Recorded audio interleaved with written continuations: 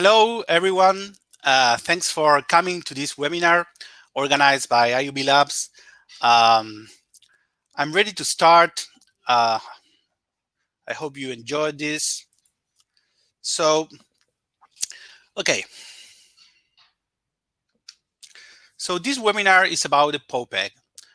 The Powpeg is a new kind of peg, and we are building the most secure and permissionless and uncensorable Bitcoin peg.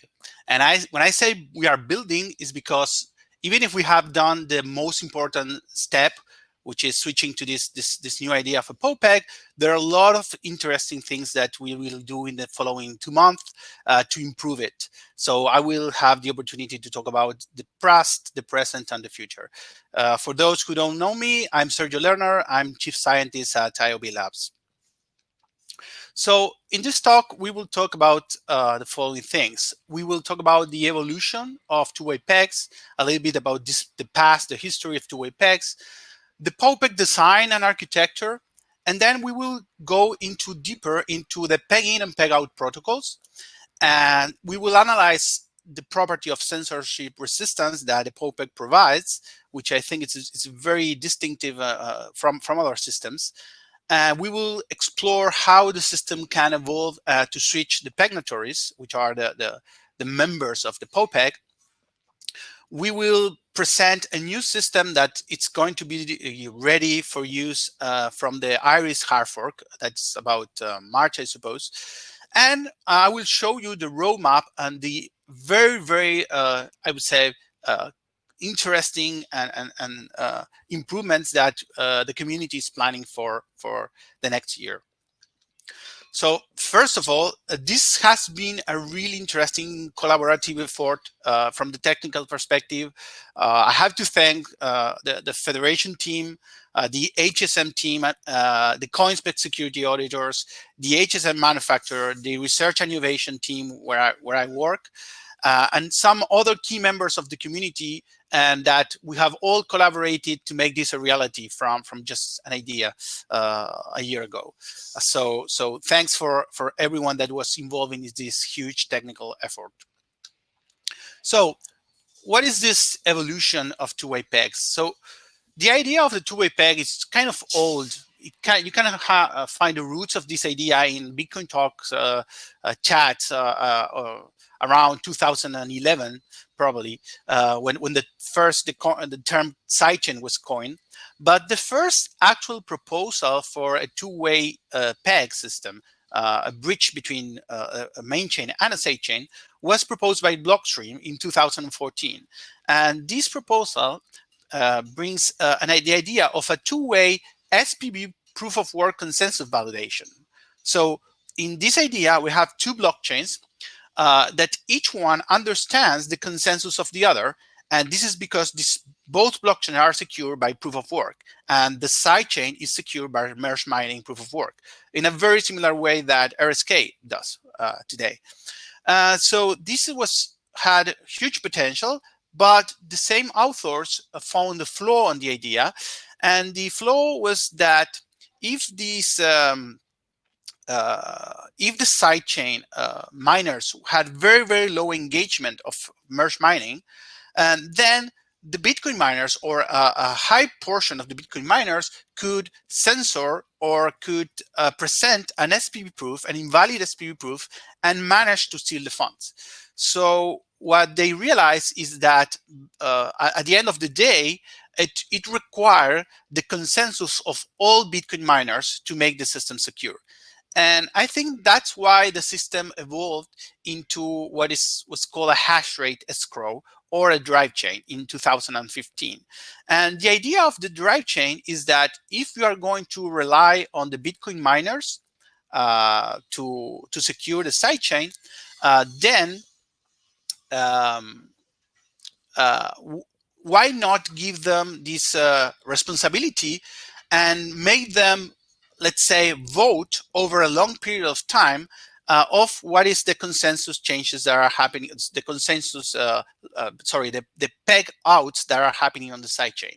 So the idea is that during a long period of about 1, 2, 3 months, the Bitcoin miners are voting, but this is not a human vote, but automated vote, and acknowledge that certain peg out has happened in the sidechain.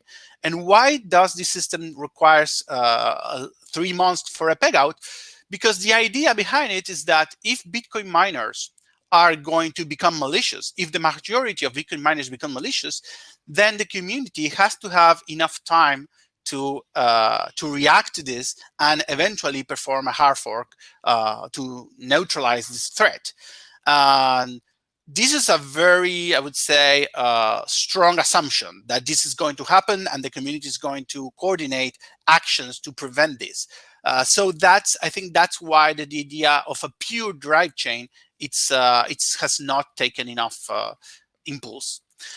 So what is the next evolution of a two-way peg that we can do today? Well, we can do centralized system, like, let's say a big exchange could store the bitcoins and then release bitcoins in a sidechain. But of course, this is not decentralized, so we are not interested in this possibility very much. So the next possibility is to do this in a multi-signature way. So instead of having a single party, we have multiple parties, each one controlling a single private key. And then we can kind of decentralize this. And this is what the RSK did in 2015. We created one of the first strong federations where we have multiple members all over the world under different government jurisdictions, not controlled by any single entity, more than 15 parties, each having a key of a multisig where only the majority of keys is required to perform a peg out. And this is also the system that wrapped BTC uses. The main difference between, I would say, wrapped BTC and RSK in 2015 is that wrapped BTC has only 3 signers, and 2 of them are required to move the funds, where RSK had a lot more. And then we have also different ways we can evolve this system. One possible evolution is what Polka BTC did or is trying to do, and what TBTC, the KEEP network, is trying to do, is replacing these signatories, or often called notaries or functionaries, with anonymous participants. And these anonymous participants are in control in different groups of the bitcoins that are locked. But they have to put some collateral, and this has to be over collateralized to be punished in the case they misbehave. And this may seem tempting, interesting. I think in the long term, it does not work for several reasons. One is that it forces you to create this huge collateral that must be locked. And from the philosophical perspective, locking collateral, it should only occur for a store of value coin, and as a Bitcoiner, I think that the only store of value coin it's in the long run will be Bitcoin. So this is kind of contradictory. But also it's not very economic to have a 200 times, 300 times of collateral just to allow these bitcoins to move. So I think that it's interesting, but it has a lot of problems. So the next iteration of a multi-signatory vault is often called also federated peg, is having HSM security. Also, HSMs are security hardware devices that are built to store security private keys. So basically, you can communicate with the device and ask the device to perform pegouts, to sign transactions, but you cannot extract the private key. And also, you can add certain checks in the HSM, such as rate limiting the pegouts or some other kind of checks that can protect you in case that the functionary is hacked. And this is what RSK did in 2019. So from 2019, we already had HSMs protecting the private keys. But now in 2020, we have moved to the next iteration of the system, which is a consensus-enforced HSM multi-signature vault. And what this HSM consensus enforce means is that the HSM itself is running a kind of RSK node, which is called an SPV node. So it's able to follow the hash rate. So now, instead of requiring only the functionaries to sign, you also need to provide proof of work to this message, so that the HSM will sign the message for you. Okay. So I'm going to just check if everything is fine, because I have no view of my audience. So it seems everything good. No questions so far. Okay. So I will continue. So there are some other types of two-way of pegs. One is the one-way peg. The other is creating a synthetic asset, like Maker's DAI did in 2017. These have many other problems. So I will just focus on RSK. So what does it mean to have a consensus enforced HSM in the possession of functionaries? So first, there are several choices we can do this. In terms of blockchain consensus, we can have two types of sidechains. One having proof of stake consensus, or proof of authority consensus, where blocks are signed by block producers, and then we could verify these signatures inside the HSM. And the other way of doing it is how RSK works. It's verifying cumulative work, or also called chain work, inside the HSM. So there is an important difference between having a proof of stake or proof of authority blockchain and proof of work blockchain. Is that proof of work, if there is no waste, I mean, if all the miners are active mining the network, proof of work means proof of time, right? Proof of work means certain amount of time has passed.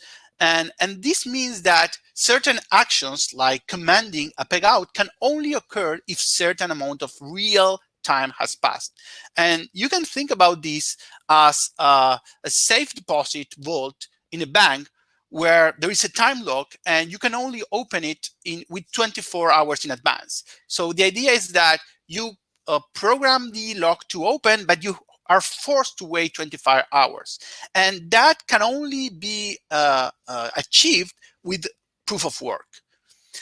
And then we have some other choices, and that is where to store the private key. And there are several choices. These are not the only ones, but let's analyze them. So the first one is say, okay, we will use standard microcontroller in a box and try to make this box tamper-proof somehow, adding sensors of power glitches, or of trying to hide things, like filling the box with epoxy so nobody can open it. These kinds of physical security measures.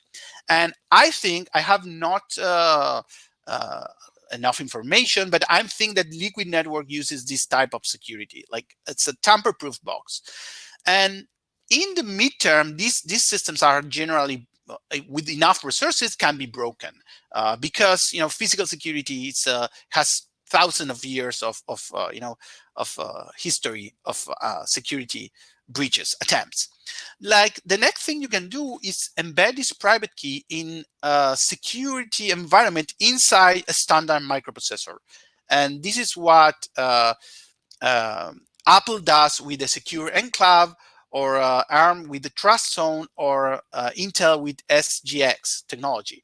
So this way of securing private keys has a lot of problems, and every year these systems are broken, not only once, but several times a year. And the problem is that trying to run an isolated environment in a processor that was not designed for that is complicated, because there are shared buses, shared cache, shared memory. So each one of these components can be used as a side channel. So even the microcode in the processor, it's not designed and can have branch prediction side chains. So there is a lot of problems with this solution. And one of the project that is using this technology is the P network or PBTC. Um, so the third way of doing this is using a special purpose microcontroller designed for security, and that is called a secure element. A secure element has embedded on the chip several protective measures against power glitches, timing attacks, electromagnetic emissions, electromagnetic radiations. So it's designed for security. And so we decided for the Powpeg to use this kind of technology.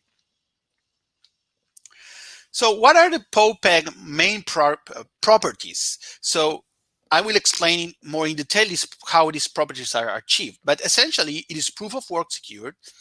The design mentality behind the Powpeg is called defense in depth. And defense in depth is the idea that you have to be prepared for layers to be broken, for vulnerability to actually occur. This is something that over the time, systems are broken. Whatever, how much energy or resources you put to secure it, individual layers tend to be broken, right? So the defense in depth approach is adding layer over layer and never depending in a single component or a single layer that can eventually fail. So that is the design philosophy behind the Powpeg. And another property is that it's fully auditable. So you can see the funds that are locked in the peg. There is no hiding of this information. The whole coordination process of any action taken by the functionaries, which in the case of Powpeg, we call them Pegnatories, all the coordination done by the Pegnatories is transparent, and it's done over the public blockchain. So any message that they exchange, you will see it in the public blockchain. The next one is code transparency through attestation. And this is something that is coming in the next month. We will add a layer of firmware attestation to the whole system so that anyone, not only the Pegnatories, but anyone in the community can attest that these POW HSM machines are really running the software they say they are running. And the last one is a very nice property. We have kind of good censorship resistance. I think it's better than most other PEG systems that are there in the ecosystem. So this is the overall Powpeg system architecture. So we have first the Powpeg Pegnatory, which has this POW HSM that protects the private key. The Pegnatories run a special kind of node called the Powpeg node, and they are connected to the Bitcoin node, and they are watching Bitcoin blockchain to extract some events and also to broadcast transactions. The next component is the merge miners that are the block producers. Currently, more than 60% of the RSK network is the RSK network is secured by more than 60% of the Bitcoin miners, so more than 60% of the hash rate. And that provides the security of the blocks. And this is the security that the POW HSM validates. Then you have economic actors like individual users, exchanges, merchants that they just need to run the RSK full node. And then we have a fork monitoring system called Armadillo that also runs a Bitcoin node that it's able to detect and track any attempt to fork RSK, even if it has a huge hash rate. Armadillo is able to detect and inform all other participants so they can enter a safe mode. And this is what I talk about when I talk about defense in depth. So even in the case of fork, there is a system in place that will send notifications for the other nodes about any anomaly in the network. And so next, well, now I'm going to explain a little bit about the pegging process. I will go through pegging, peg out, Powpeg, composition changes, and all the procedures. So the pegging process is quite simple. It starts in step 1 with a Bitcoin user that performs a transaction, a simple Bitcoin transaction that sends a certain amount of Bitcoin to the Bitcoin Powpeg bot, which is the address of the multisig that is controlled by the POW HSMs. Then the Pegnatories, the members of the Powpeg, they have a role that is an optional role, that they are watchtowers, and they watch of every transaction that goes to the Powpeg address. And when this transaction gets, in step 2, 100 confirmations in the Bitcoin blockchain, they will submit to the RSK blockchain an SPB proof that contains the headers of this Bitcoin blockchain, that contains, the pegging transaction, plus the transaction itself. This is done by calling the bridge contract. Oh, this is something very important. So I will go back because I just want to clarify this. So the bridge contract is a contract that it's running consensus in the RSK blockchain that controls the whole process. So any command regarding peg in or peg out is performed autonomously by the bridge contract. So there is no way this participant can trigger any action without the knowledge and without the command of the bridge contract, right? So going back to the pegging process. So the Pegnatories will call two methods in the bridge contract, which is receive headers and register BTC transaction. And with these two methods, they are able to inform the bridge contract about the Bitcoin pegging.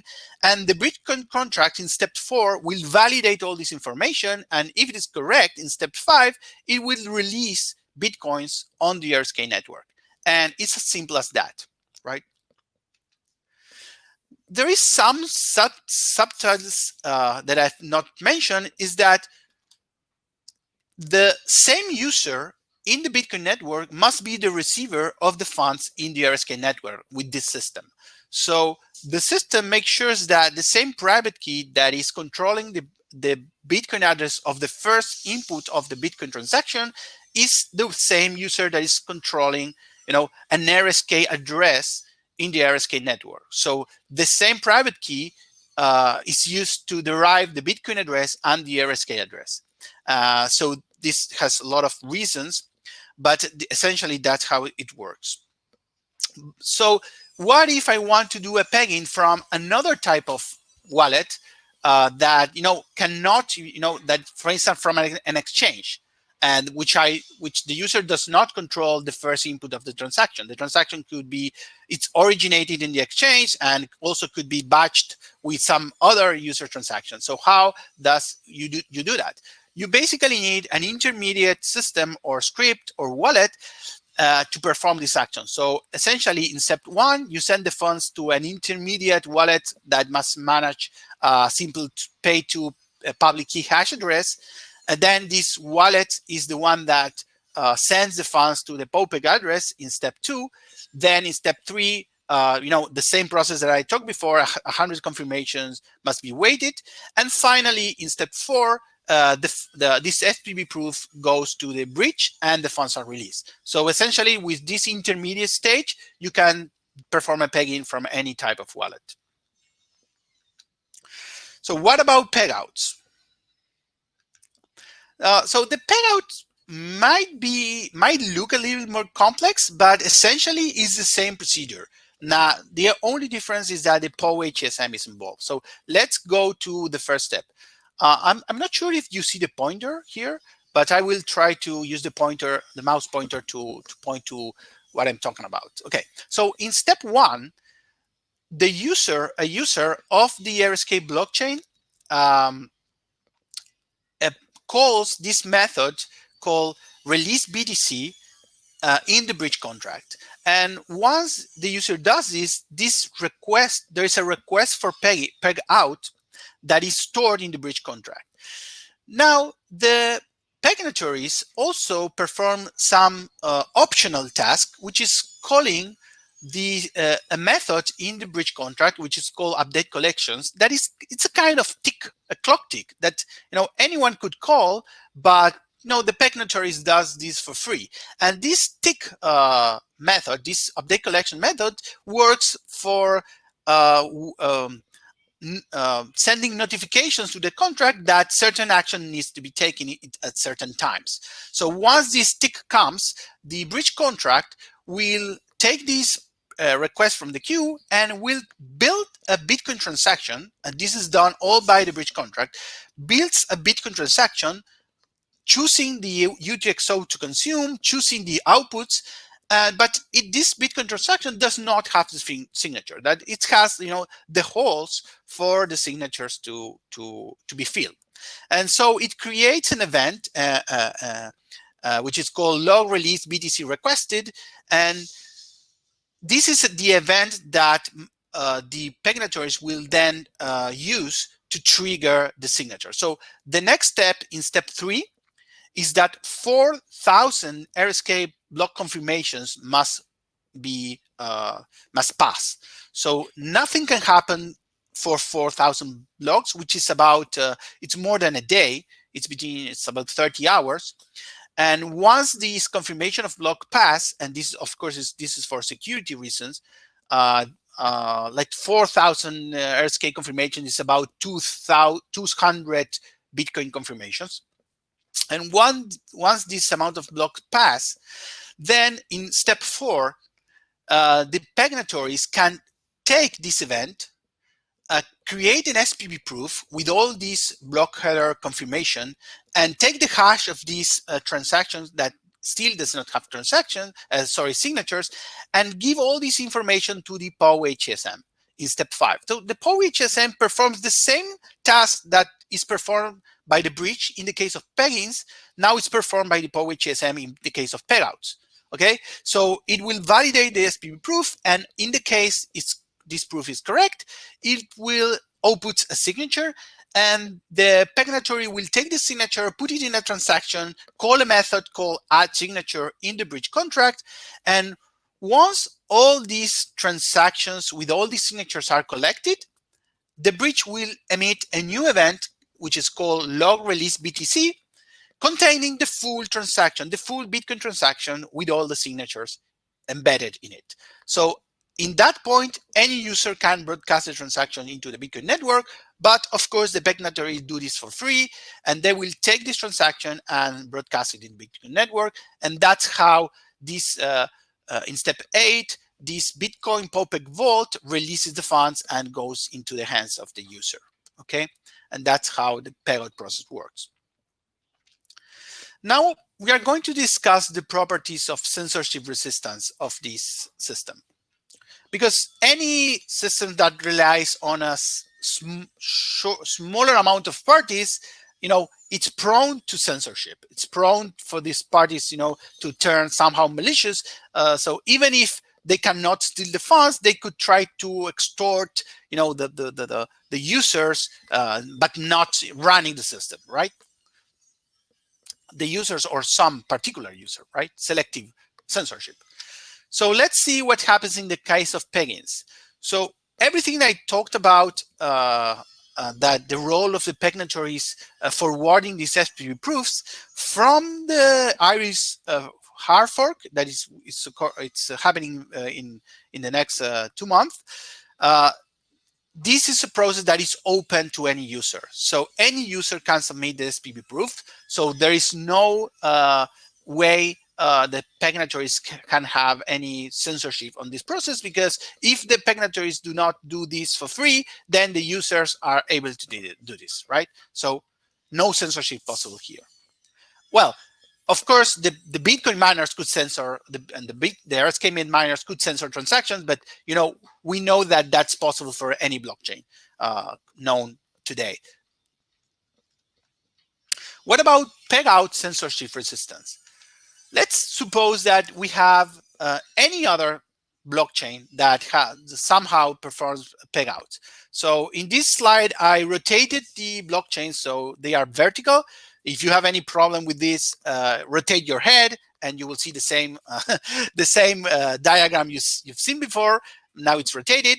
So here we have 3 pegouts, and what could happen in a hypothetical blockchain is that one of these pegouts is censored by the pegouts, by the functionaries, and they do not perform the duties to sign the transaction or broadcast the transaction on the Bitcoin network.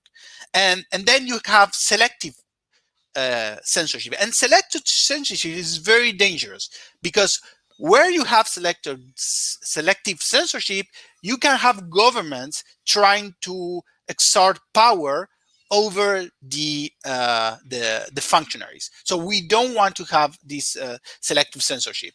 So what RSK does is it links Bitcoin transactions with the change outputs, so that if you try to censor one, let's say the one in the middle, what happens is that all the remaining, or most of the remaining Bitcoin transactions will also be censored. And since the Pegnatories or the functionaries have no way to choose the UTXOs, then basically that brings the whole system to a halt. So there is no way they can perform selective censorship on transactions, on Pegout transactions. Okay, now I'm going to talk about one of the most interesting and interesting procedures of the Powpeg. And this procedure was also present in the RSK Federation before, but I think that there's no much information about this process, so I want to go over it. So in the case of RSK Powpeg, members can join and leave at certain points, and the majority of members must participate in this the acceptance of new members, and or the rejections, or accepting that other members leave the Powpeg. And the majority of them is required to accept any change. So this procedure is transparent in the blockchain, and it also has many delays for the community to follow every step in this process. The bridge is the system that commands all the process, including the migration of the funds from the previous Powpeg to the new Powpeg.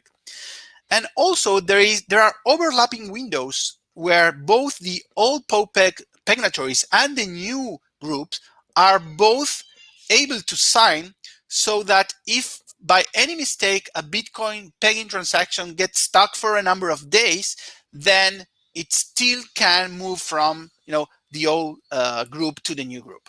Okay, and a feature that we will soon have is that all new members of the Powpeg will need to perform this firmware attestation, so they can prove to all remaining members that they are running the same firmware and the same security system that protects the remaining one. Okay, so this is how the process goes. So it starts with the creation, and this is by when the create federation method is called in the bridge contract. And once this happens, then all the, let's say, all Pegnatories must vote to add members by calling this method called add federation public key multi-key. And it's called that way because for Powpeg members, the Pegnatories are represented not by a single key, which is the Bitcoin multisig, by some other keys, the master key, that allows them to do some other stuff, like communicating and being authenticated to the RSK network, or like having a secure channel in the future if they needed to, to communicate for any event. So these are a pack of keys that they have to provide to the network. And then all the members have to agree on these new members. And once they do by voting, then there is a final message called commit federation. If there is no consensus, they can roll back with a method called rollback federation. And once they all commit, there is a huge time delay, which is about, I think, 8 days of lock. Like I think it's 18,500 confirmations. This is for all the community to be aware that this federation change is going to happen in the future. And once this time passes, then there is a new clock tick with update collections transactions, and then the bridge will command the release with this event that I talked before, the log release BTC requested. The whole process that I mentioned before about peg out is performed, including sending SPV proof to the PO HSMs. Here I'm not showing that because it would not fit in the diagram, but this whole process it's triggered but for the purpose of moving the funds from the previous Powpeg to the new Powpeg. And then there is an overlapping window where both the old federation, the old Powpeg, and the new Powpeg are active, so that if any late deposit that was somehow delayed in the Bitcoin network, like for, let's say it had a very low transaction fee, so it was delayed for a few days. If any of these transactions come into the peg, then it can be accepted and move into the new federation. So the last step is the final sweep.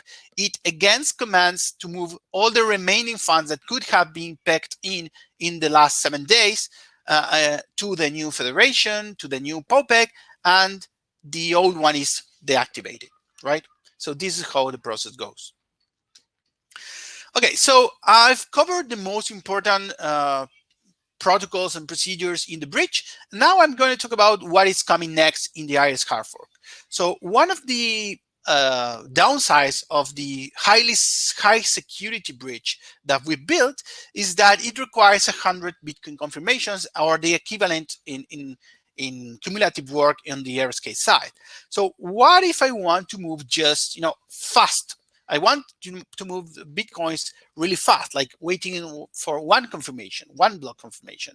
And can I do that? Well, of course you can do that by going through a centralized exchange or a centralized coin swap mechanism, like for small amounts. But of course, this requires you go to a centralized entity, and you probably do not want to do that. So we build this fast BTC bridge, which allows you to do fast BTC transfers without putting users at any additional risk. So the fast BTC bridge works in a fully trustless way to the user.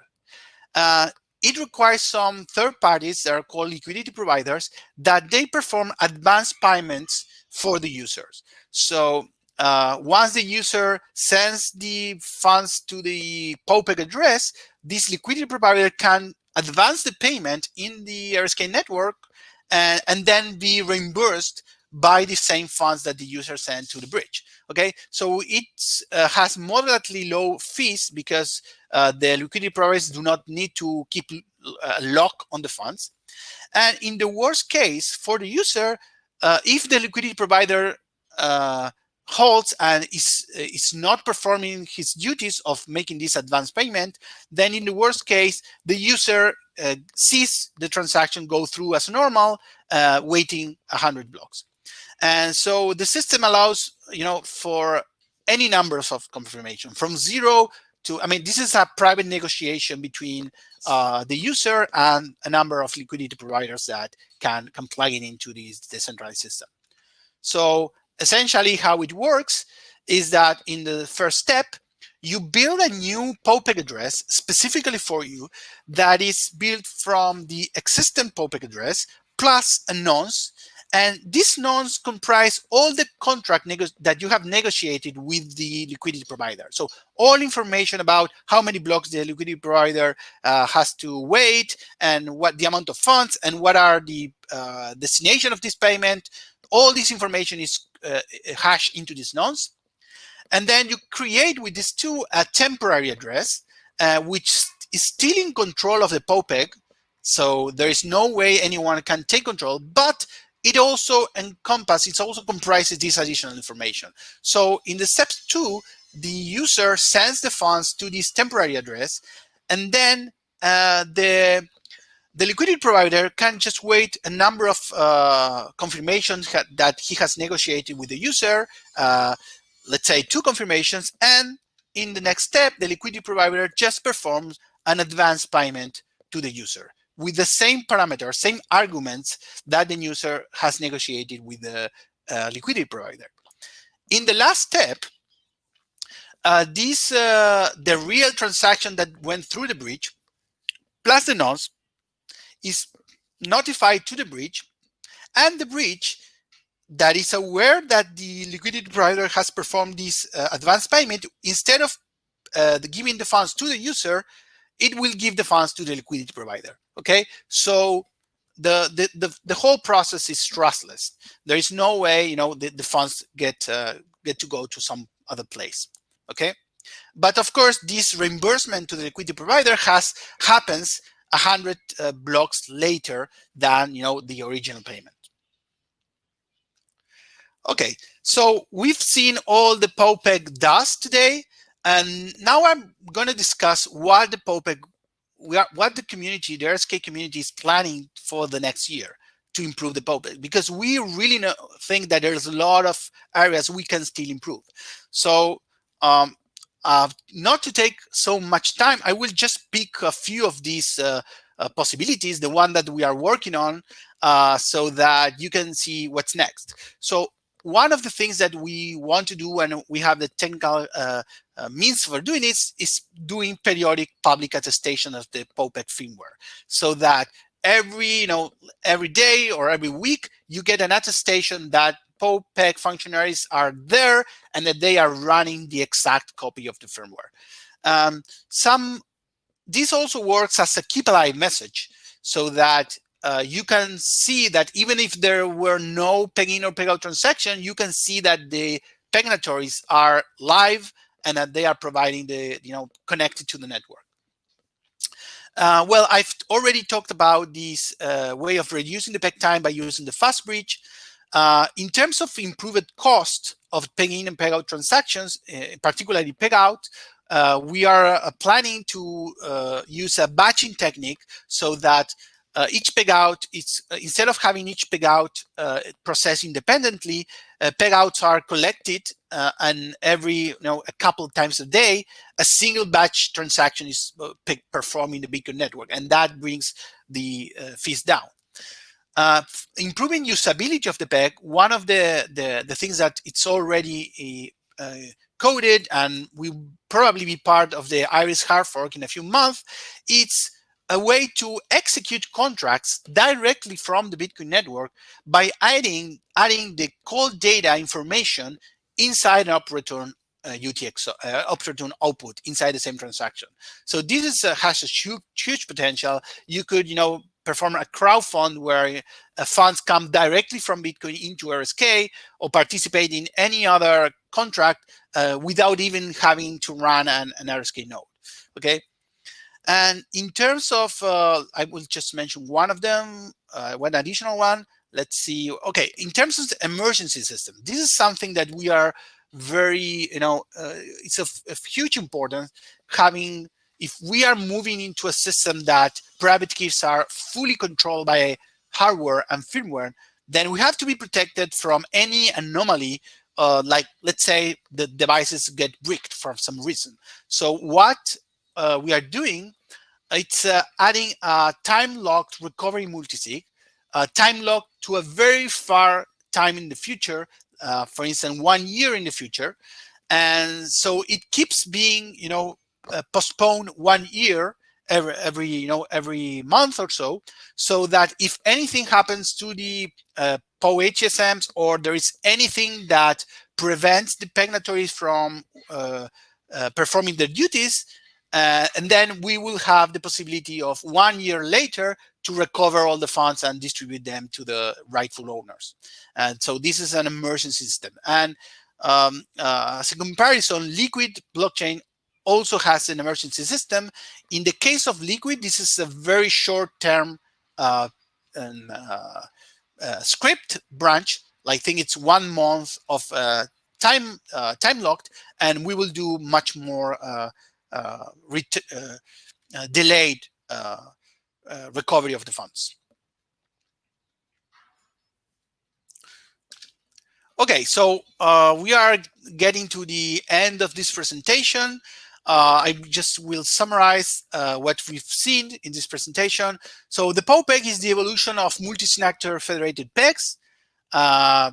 It has full protection against Pegnatory collusion. So even if all the Pegnatories would like to perform a peg-out transaction, an authorized peg-out transaction, there will be unable to do that without the hash rate of the Bitcoin miners.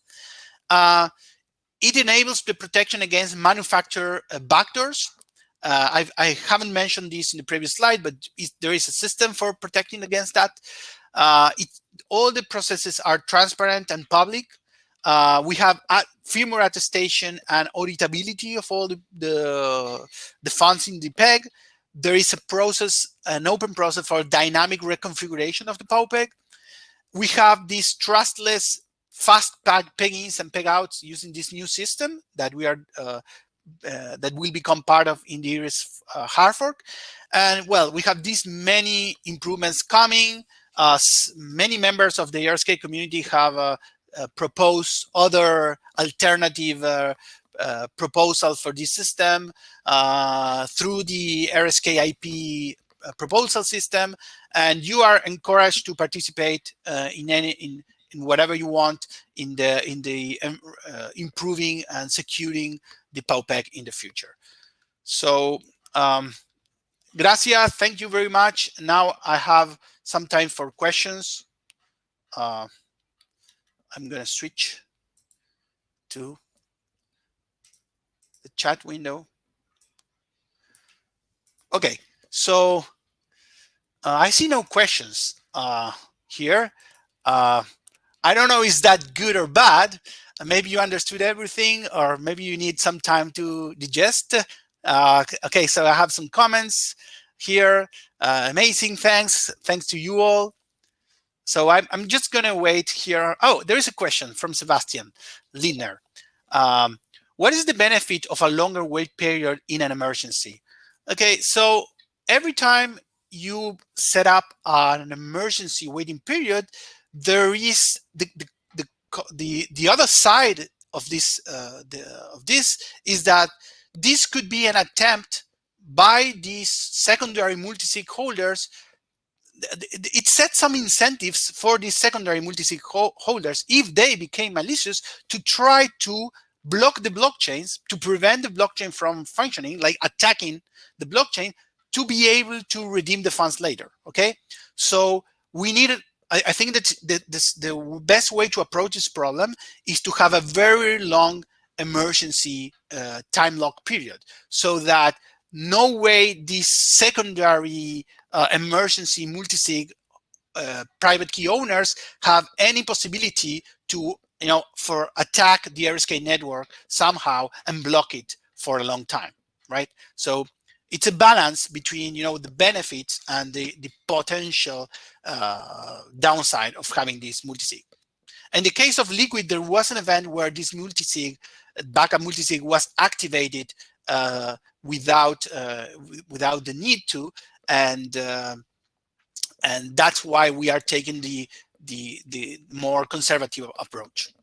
Thank you, Sebastian.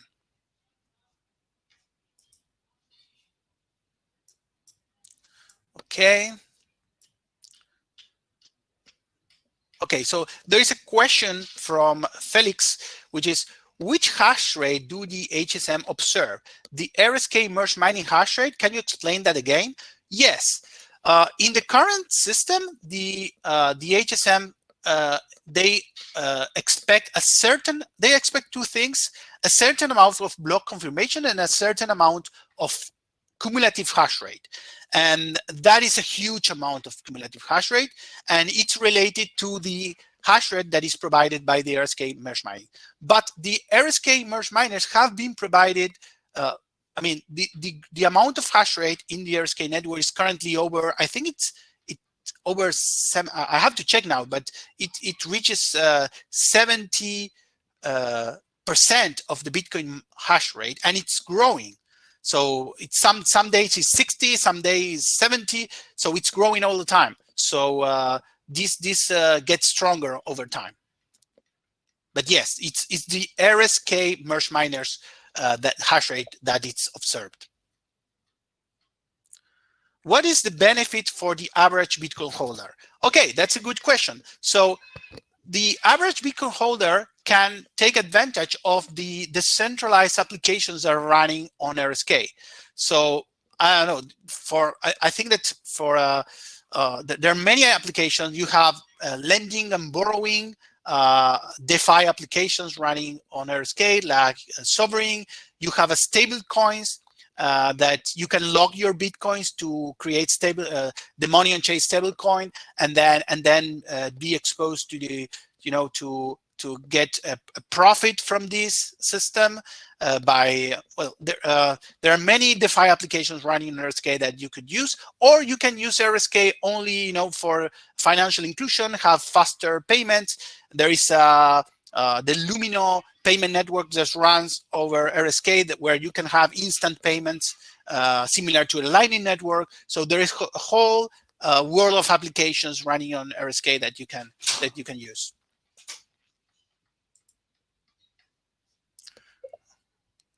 Okay, we have. Okay, is there an optimal, this is another question from Sebastian, is there an optimal number of Powpeg members that RSK is striving for? It's always better to have more. So before we had the Powpeg, then we didn't want to have too many, because each of the Pegnatories of each of the functionaries at that time has to follow very strict security procedures. So they were chosen to already have security procedures in place securing hot wallets. So they were chosen because they already had the experience to secure hot wallets. But now that we switch to the Powpeg, then that limitation, I think it's much lower. So we could grow the Powpeg to hundreds of members, maybe, and still have the same much higher level of security, because there is the need for stronger security on the side of the Pegnatories is much lower. Okay, and with the advent of Taproot and TapScript in Bitcoin, then the scripts will be much easier, and this is certainly a possibility to grow in size the Powpeg and make it even more decentralized. But yes, there used to be an optimal point. I'm not sure that now there is an optimal point, or just grow and grow and grow. Okay. So, yep, I think that there are no more questions. I've covered most of the topics. So again, I thank you very, very much for participating on this webinar. If you think this is interesting, and you are part of this community, the RSK of the Bitcoin community, talk about this, and so more people can, come to RSK and use this fantastic project that we are building with a very interesting and thriving community. Thank you very much.